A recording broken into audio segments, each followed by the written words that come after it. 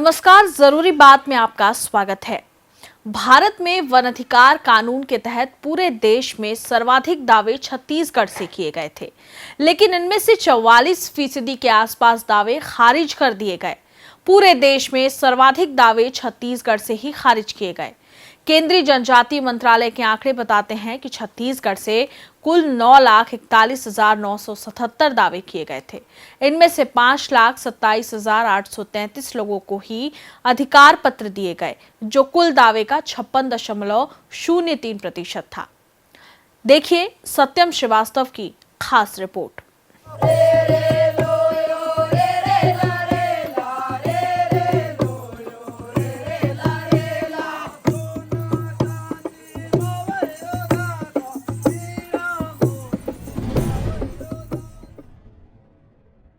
जनजातीय कार्य मंत्रालय द्वारा 31 जनवरी 2025 तक जारी किए गए उन आंकड़ों ने लोगों का ध्यान खींचा है, जो वन अधिकार कानून 2006 के तहत इन बीते 17 वर्षों में मान्य किए गए हैं।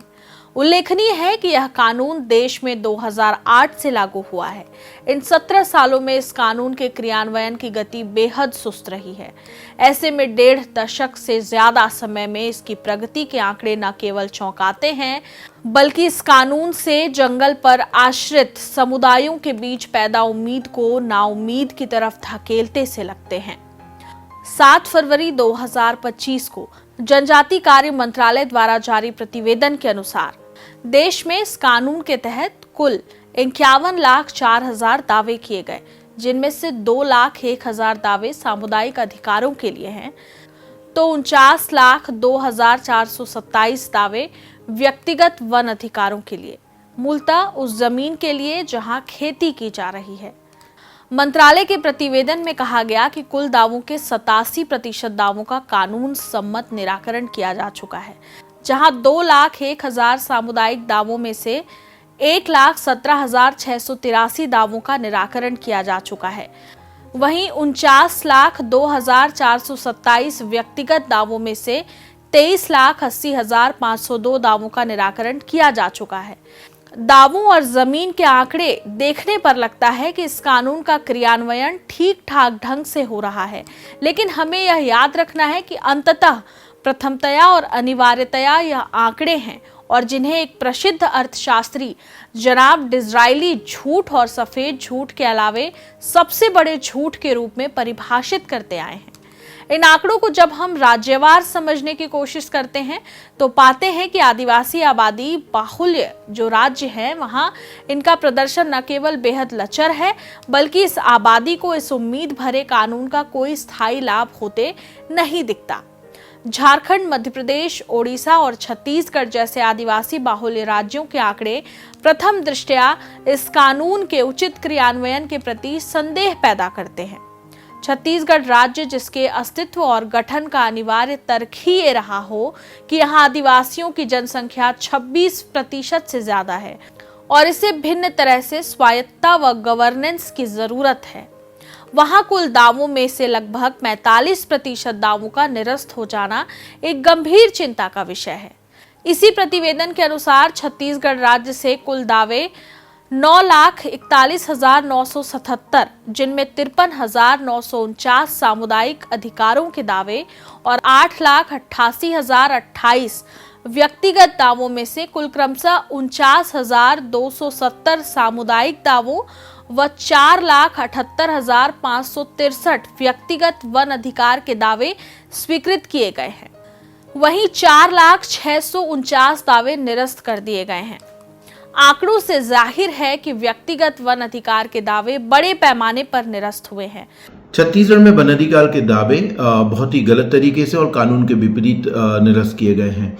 जो वन अधिकार कानून की प्रक्रिया है उसके अनुसार वन अधिकारों के दावों की सत्यापन की प्रक्रिया वन अधिकार समिति करती है और उसमें राजस्व और वन अमले को मदद करनी। लेकिन यहाँ पर बहुत साफ देखने को मिलता है कि वन विभाग के जो कर्मचारी हैं वो कहीं ना कहीं इस पूरे प्रक्रिया को अतिक्रमित करते हैं और वन अधिकार समिति के अधिकारों का कहीं ना कहीं वो गलत इस्तेमाल कर रहे हैं। जैसे कि उदाहरण जो व्यक्तिगत वन अधिकार हैं उसमें जो दावेदार है उसको दावा ये बताना है कि उसका कब्जा 2005 के पहले का है, और कानून बहुत साफ कहता है कि कोई भी पुरानी संरचना है, अगल बगल में खेत है, पुराना पीओआर फटा है और नहीं है तो दो बुजुर्गों के कथन।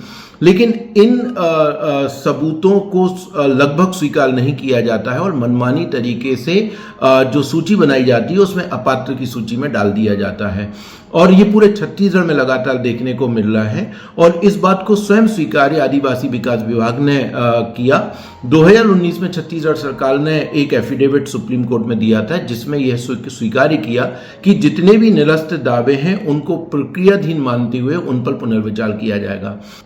जिन लोगों के अधिकार पत्रक बने भी हैं वो उनकी काबिज भूमि से बहुत कम है। यदि किसी कोई 4 एकड़ में काबिज है, कोई 3 एकड़ में काबिज है, तो उसको बहुत ही कम जमीन डिसमिल में जो जमीन है उसके अधिकार पत्रक बने हैं। तो व्यक्तिगत वन अधिकारों में बहुत बड़ी विसंगति छत्तीसगढ़ में रही है, जिसको ठीक करने की दिशा में निर्णय भी हुए हैं विभाग के द्वारा। लेकिन जो जिला स्तर पर और उसके अंतर्गत जो पूरा वन विभाग और राजस्व विभाग का जो अमला कार्यरत है वो इस कानून को उस पूरी संवेदनशीलता के साथ नहीं देखता, और जिसका नतीजा है कि 2019 में जो संख्या निरस्तीकरण की थी वो आज भी यथावत है। पुनर्विचार के बाद भी उसमें कोई कमी नहीं आई। छत्तीसगढ़ में जनवरी 2023 में करीब 4,20,028 दावे वन अधिकार के निरस्त किए गए थे और 4,57,145 अधिकार पत्र बांटे गए थे। तो लगभग 50%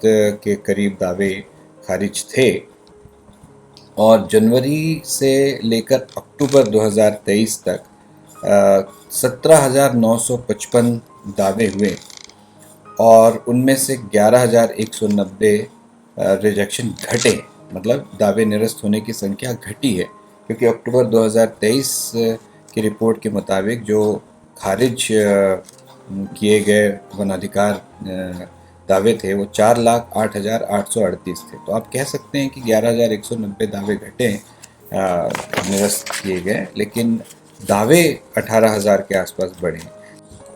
आपको याद होगा कि देश के सर्वोच्च न्यायालय में एक याचिका भी दायर की गई है वनाधिकार कानून की संवैधानिक मान्यता को लेकर के कितना सही है। उस की सुनवाई के दौरान 2019 में सुप्रीम कोर्ट ने राज्यों से हलफनामे लिए थे इसको लेकर कि कितने दावे निरस्त किए गए हैं और उस पर क्या कार्रवाई की जा रही है। तो छत्तीसगढ़ के हलफनामों में इनको लेके चिंता जताई गई थी और ये सुझाव दिया गया था कि जो दावे और अस्वीकृत किए गए हैं, दावे अस्वीकृत हुए हैं, उनकी उचित सूचना वनवासियों को नहीं दी गई थी तथा अस्वीकृति की जो प्रक्रिया है वो वनाधिकार कानून के नियमों के मुताबिक नहीं थी। तो राज्य ने कहा कि दावों को खारिज करने के बाद बेदखली की कोई कार्रवाई नहीं की गई है, क्योंकि अधिनियम में ऐसा कोई प्रावधान नहीं है। तो उस हलफनामे के बाद जहां राज्यों ने अपनी गलती स्वीकार की कि इस प्रक्रिया में ढिलाई हुई है और जो है दावेदारों को ठीक से सूचना नहीं दी गई है, तो ये अभी तक इसमें बहुत उससे सीख कर राज्यों ने अपनी व्यवस्था ठीक की हो ऐसा नहीं दिख रहा है। तो छत्तीसगढ़ में भी इससे अलग स्थिति नहीं है। मंत्रालय के प्रतिवेदन में बताया गया है कि कुल दावों के 98% से ज्यादा दावों का निराकरण किया जा चुका है और 56% दावों का वितरण भी किया जा चुका है। 9,47,277 एकड़ जमीन जहां व्यक्तिगत दावों के तहत मान्य की गई है, वहीं 51,46,706 एकड़ जमीन सामुदायिक दावों के रूप में मान्य हुई है। इस प्रकार कुल 60,53,983 एकड़ जमीन पर दोनों तरह के दावों को मान्य किया गया है। ऐसे देखने पर ये आंकड़े एक मनमोहक तस्वीर पेश करते हैं, लेकिन बड़े पैमाने पर निरस्त हुए दावों और एक एक दावे के परीक्षण में जाने पर ये दावे और आंकड़े न केवल खोखले नजर आते हैं, बल्कि ये कहीं से भी इस महत्वाकांक्षी कानून की अपेक्षा पर खरे उतरते नहीं दिखलाई पड़ते। जहां इन आंकड़ों से यह पता नहीं चलता कि व्यक्तिगत दावों में गैर आदिवासी दावेदारों के कितने दावे स्वीकृत या निरस्त हुए हैं, एक दावेदार को क्या उतनी ही जमीन पर मान्यता मिली है जितनी जमीन का दावा उसने किया था। कहीं ये स्वीकृत और मान्य किए गए दावे अगले ऐतिहासिक अन्याय की नई पृष्ठभूमि तो नहीं बन रहे। ठीक इसी प्रकार सामुदायिक दावों को लेकर जो बात ये आंकड़े नहीं बताते वो ये कि ये दावे कानून की धारा 3(1)(b) के तहत सामुदायिक निस्तार मात्र के दावे हैं या 3(1)(i) के तहत सामुदायिक वन संसाधनों पर अधिकार के दावे हैं। यहाँ भी ये सवाल पैदा होता है कि किसी ग्राम सभा द्वारा दावा किए गए उनके जंगल का पूरा क्षेत्रफल उन्हें हासिल हुआ है अथवा उसका कुछ हिस्सा।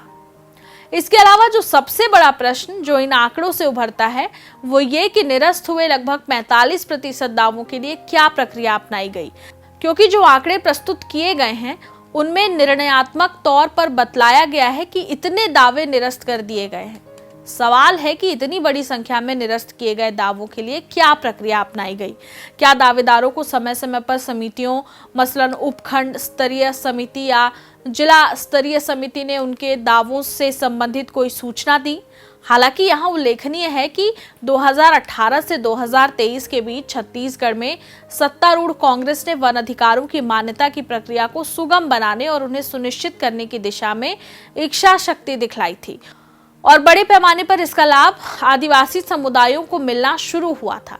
इस प्रतिवेदन में निरस्त होने के कारण नहीं बतलाए गए हैं, लेकिन 17 सालों से जिस तरह से इस कानून का क्रियान्वयन किया जा रहा है उसका एक पैटर्न स्पष्ट हुआ है और वो ये कि ग्राम सभा द्वारा दावे मान्य किए जाने के बाद एक बार उन्हें उपखंड स्तरीय समिति के पास भेज देने के बाद ग्राम सभा के साथ कोई संवाद या पत्राचार नहीं किया जाता।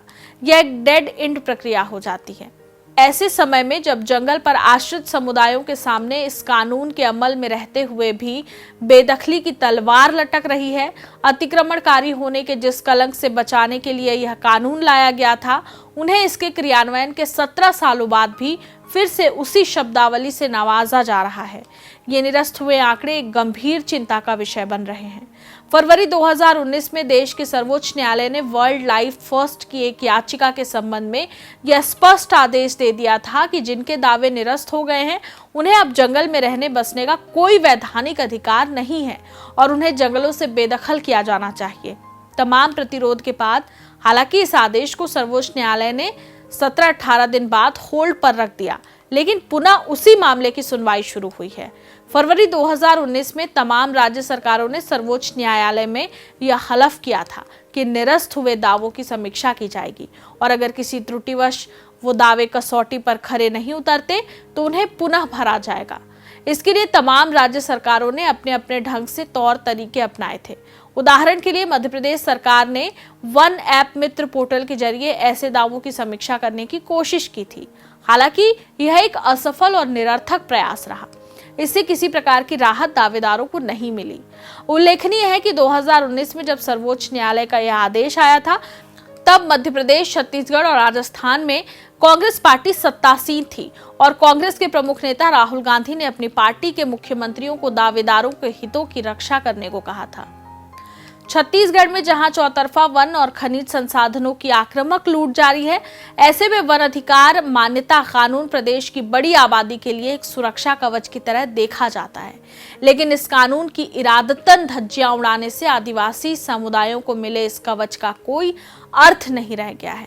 वन अधिकारों के विशेषज्ञ और वन अधिकार कानून की ड्राफ्टिंग में संलग्न रहे CR बिजॉय ऐसे 100 से ज्यादा प्रावधानों, निर्देशों और आदेशों का जिक्र करते हैं जो इन 17 सालों में वन, पर्यावरण व जलवायु परिवर्तन के मंत्रालय ने वन अधिकार कानून के सामने रोड़े की तरह इस्तेमाल किए हैं।